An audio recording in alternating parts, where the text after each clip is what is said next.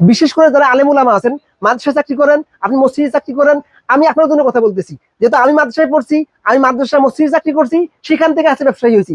আপনি আলেম আছেন, আপনি মাদ্রাসায় খেদমত করতেছেন, আলহামদুলিল্লাহ অনেক ভালো কাজ করতেছেন, কিন্তু পাশাপাশি আপনি এই ব্যবসাটা খুব সহজে করতে পারেন। আপনার মাদ্রাসায় বসে আপনি করতে পারেন। আপনার মাদ্রাসা চাকরি ছাড়া লাগবে না, মসজিদ ইমামতি ছাড়া লাগবে না।